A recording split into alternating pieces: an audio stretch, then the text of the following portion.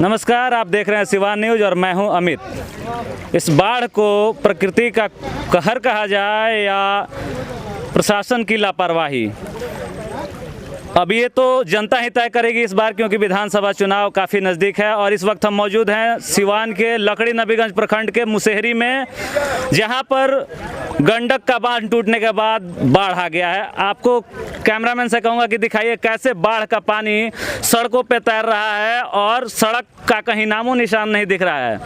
और ये लगातार पानी लकड़ी नबीगंज क्षेत्र के सारे पंचायतों को, सारे गाँवों को प्रभावित कर रहा है।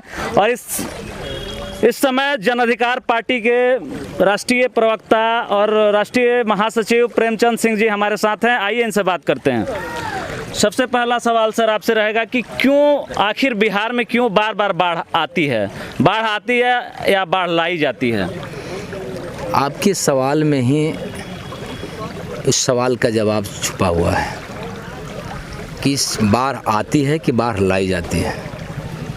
सच पूछिए तो बाढ़ मंगाई जाती है जी, बाढ़ लाई जाती है। और ये बाढ़ अभी तक के सरकार के इच्छा शक्तियों का मर जाना इसका कारण है। नेता और मानव यह निर्मित बाढ़ है, ये मनुष्य लाता है बाढ़ को।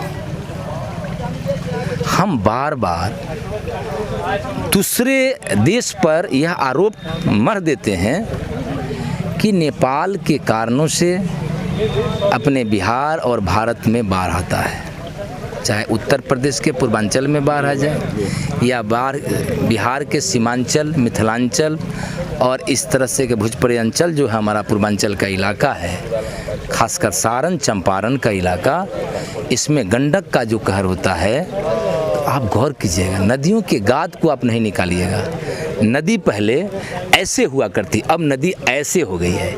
यानी नदी का पेट जो है, जिसमें पानी उसके गर्भ में रहता था, वो पानी अब बाहर निकल करके अन्य समतल ज़मीनों पर चला जाता है, कटाव होता है।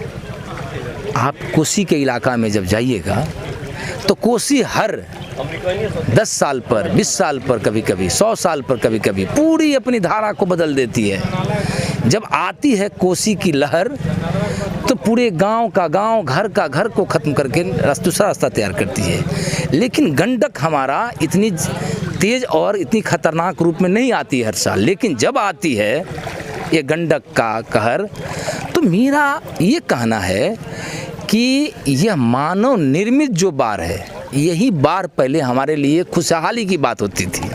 जब हमारे खेतों में, जब हमारे पूर्वज कहा करते थे कि जब बाढ़ की पानी हमारे खेत धान में अथवा रबी फसल के लिए भी इतनी बड़ी वरदान होता था कि हमारा फसल लहलहा उठता था। और अब क्या है, वह वरदान अभिशाप बन गया है। और यह पानी जो है काल बन करके आ जाती है।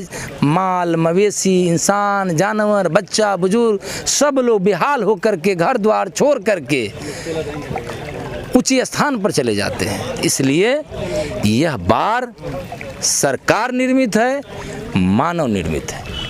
यहाँ पे बाढ़ आई हुई है, ये क्षेत्र सिवान का है। प्रशासन के द्वारा क्या इंतजामात देखे गए आपके द्वारा, और आपकी पार्टी क्या कर रही है बाढ़ पीड़ितों के लिए? अब आप जब बाढ़ आई है और सरकार पर अब सवाल कर लिए, तो आप खुद देख लीजिए, भैंसी ही के इलाका में, गोपालगंज में, पहला बांध के अंदर गांव में जब पानी आया, वहाँ कोई सरकार नहीं थी। सबसे पहले हमारी पार्टी और हमारे नेता जब वहाँ का दौरा किए तो एक नाव नहीं था, 2 बच्चे सेल्फी के चक्कर में भैंसही पंचायत के इसी तरह के पुलिया पर सेल्फी ले रहे थे। इसी तरह का पुलिया था, और सेल्फी लेते लेते इसी तरह के धार में जब बह गए और उनको खोजने में एनडीआरएफ की टीम आई, 3 दिन लगा, बच्चे को निकाला गया मृत अवस्था में, फिर एनडीआरएफ की टीम चली गई, छोड़ दी।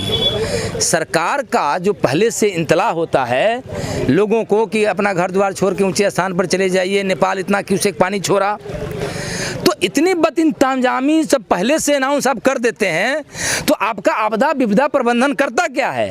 बड़े ही स्मार्ट व्यक्ति को आपने एक आईएएस को बना दिए हैं आपदा का सचिव। ये लोग करते क्या हैं? सच्चाई है कि कोरोना का इस बार डर, अरे इस बार डर था कोरोना का कि मंत्री के घर कोरोना, उप मुख्यमंत्री के घर कोरोना, मुख्यमंत्री के घर कोरोना, भाजपा सहित राजद, जदयू, हर पार्टी, कांग्रेस के नेताओं के यहाँ, विभिन्न दलों के नेताओं के यहाँ कोरोना। क्यों जन अधिकार पार्टी के नेता पप्पू यादव जी कोरोना के महामारी में भी घर से निकल के लोगों को सेवा कर रहे हैं? तो उनको ये लोगों का दर्द पता है, इसलिए निकल रहे हैं, घर घर जा रहे हैं, चाहे वो किसी भी जिला का, किसी तरह का प्रखंड, पंचायत और गांव घर हो, सब जगह जा रहे हैं। सरकार की बदइंतजामी जो आपका सवाल है, हर जगह नजर आ रही है। सरकार भागी है, सरकार क्वारंटाइन हो गई है, सरकार छुप गई है। इन लोगों को क्या बचाएगी? सभी लोग अपने बलबूते बांस वाला गाड़ करके ये पन्नी या चिमकी या प्लास्टिक लगा करके जीवित किसी तरह अपने को जी रहे हैं, बच रहे हैं। इसमें ना मेरी कोई बहुत ज़्यादा योगदान नहीं है, मैं भी कर रहा हूँ। मैं तो आया हूँ इन लोगों के दुख दर्द में शामिल होने। मैं 2 प्लास्टिक दे दूं और चप्पा कहला दूं, इससे कोई समाधान नहीं है।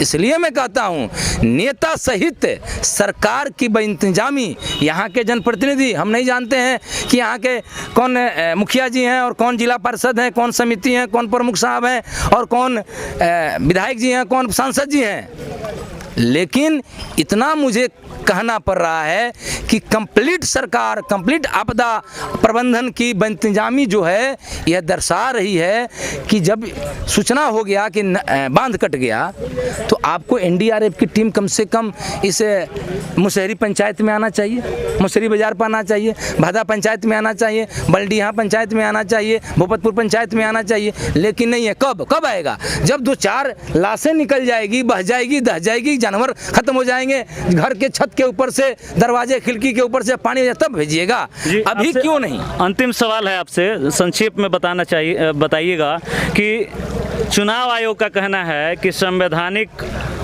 जो है, संवैधानिक ये राइट है या संविधान का उल्लंघन हो जाएगा अगर 27 नवंबर से पहले चुनाव ना हो। प्रमुख चुनाव आयुक्त का ये बयान था। और दूसरे तरफ जो यहाँ एनडीए सरकार है, वो भी चाहती है कि चुनाव इस कोरोना महामारी और बाढ़ के बीच ही हो। आखिर ऐसा क्यों, और ये होना चाहिए कि नहीं? देखिए, चुनाव आयोग ने यदि कहा है तो निश्चित तौर पर सरकार की अर्धवायु उम्र जो है 27 नवंबर तक ही है। इसके बाद ही मर जाएगी, इसकी उम्र खत्म हो जाएगी, और ऐसी मरेगी ये सरकार कि कभी इसको जिंदा करने वाला कोई भी अमृत और कोई भी जो आपको संजीवनी बूटी नहीं आने वाला है। चाहे कुछ भी आप कर लीजिए, हम निश्चित तौर पर चाहेंगे कि राम मंदिर वहाँ बने। आप राम मंदिर इसी अगस्त में, भादों के महीना में आप बना लीजिए, वहाँ उद्घाटन कर लीजिए, चाहे जितना कुछ भी करने लीजिए, जात धर्म कर लीजिए, मजहब कर लीजिए, या कुछ भी कर लीजिए। मंदिर हमारा पहले से था, आज भी नया बन जाएगा, इससे कुछ फर्क नहीं पड़ता है। चुनाव आयोग ने कह दिया है कि 27 नवंबर को इन लोगों को डर है, सरकार को डर है कि बहुत लंबा यदि हम बाद में चुनाव कराएंगे तो देखिए यहाँ 2 तरह का गेम है। भाजपा चाह रही है कि हम चुनाव जो है कराने के नाम पर, बुरा मत मानिएंगे यदि श्रोता बंधु हमारे कुछ सुन रहे होंगे, हम कोई किसी दल के विरोध की बात नहीं कर रहे हैं, लेकिन भाजपा चाह रही है किसी तरह टालते टालते हम राष्ट्रपति शासन लागू कर दें, और एनडीए का जो मुख्यमंत्री घटक दल का जो पार्टी है जदयू, उसको अपने तरीके से रखें और चुनाव राष्ट्रपति शासन काल में कराएं। जदयू और एनडीए के पार्ट को लगता है कि यदि हम इस पीरियड में नहीं कराए तो भाजपा हम पर भारी पड़ जाएगी। रस्सा कस्सी और नूरा कुश्ती इन लोगों की खेल जारी है। ये अभी वर्चुअल में लगे हुए हैं और हम लोग एक्चुअल में लगे हुए हैं। ये वर्चुअल बनाम एक्चुअल की बात है, इसलिए इस सरकार का जाना तय है। इस चुनाव चाहे जब कराइए, कोरोना काल में कराइए या कोरोना काल के समाप्ति के बाद कराइए। इन लोगों के पास ये पता नहीं है कि कोरोना कब ख़त्म होगा। ये केवल आपको WHO और कुछ ऐसे हमारे इस देश और राज्य के कुछ जलवायु के ऊपर ये लोग निर्भर करके चल रहे हैं कि ऐसे ठंडा आ जाएगा तो ये ख़त्म हो जाएगा, गर्मी आ जाएगा तो ख़त्म हो जाएगा। जैसे चमकी बुखार में लोग कहते थे कि जैसे बारिश होगी चमकी बुखार ख़त्म हो जाएगा, 500,000 से ज़्यादा मासूम बच्चे मर गए। जब डेंगू आता है तो कहते हैं कि जाड़ा जब आ जाएगा तो जाड़ा ख़त्म हो जाएगा। वैसे ही जलवायु पर ये लोग निर्भर कर रहे हैं। इन लोगों के पास कोई ठोस इंतजाम नहीं है। वैसे वैश्विक महामारी है, हम जानते हैं कि पूरी दुनिया के पास इसके पास कोई विकल्प नहीं है, फिर भी ये लोग आशा इसी उम्मीद पर लगे हुए हैं और इस सरकार चुनाव कराना चाहती है। एक उसकी घटक दूसरी इसको किसी बहाने टालना चाहती है। लेकिन हम कहेंगे कि पहले आम जीवन मनुष्य को बचाइए, चुनाव हम बाद में देख लेंगे। हमारे लिए यहाँ बिहार का इंसान है, बिहार का आम आवाम है, चुनाव हमारे लिए बाद में रखता है। जन अधिकार पार्टी का मानना है। इसके लिए हम लगातार हमारे नेता ने कई एक बार सवाल खड़ा किए हैं। उन्होंने कहा है कि हम इसके लिए सुप्रीम कोर्ट भी जाएंगे कि चुनाव इस कोरोना काल में नहीं होना चाहिए। इंसान को बचाना, इंसान को इस संकट से निकालना जरूरी है, न कि कुर्सी के लिए चुनाव कराना जरूरी है। यदि इस सरकार की आयु 27 नवंबर या 29 नवंबर यदि है तो देखिए क्या होता है। सरकार चुनाव जब भी कराए इसको जाना है, बस इतना ही कहना है। धन्यवाद। तो ये थे जन अधिकार पार्टी के राष्ट्रीय प्रवक्ता प्रेमचंद सिंह, जो बाढ़ पीड़ितों के बीच हैं और बाढ़ पीड़ितों की सेवा में लगे हैं। इनके द्वारा यहाँ पर जो बाढ़ पीड़ित हैं उनके बीच तिरपाल का वितरण किया गया और खाने पीने के भी सामान को वितरित किया गया। साथ ही एक चापाकल को भी गड़वाया जा रहा है ताकि यहाँ पर बाढ़ से प्रभावित लोग पानी पी सकें। तो इस वक्त हम लोग ग्राउंड में हैं और इसके बाद भी हम दिखाते रहेंगे कैसे बाढ़ का कहर सिवान में जारी है। धन्यवाद। Fabric house porta cabin artificial दीवार, भूकंप विरोधी, fire resistance, light weight, space saving, eco friendly घर, कम खर्च और कम समय में बनवाए जितेंद्र दुबे से। बड़ा से बड़ा हॉल बिना पिलर के तैयार मात्र 15 दिनों में।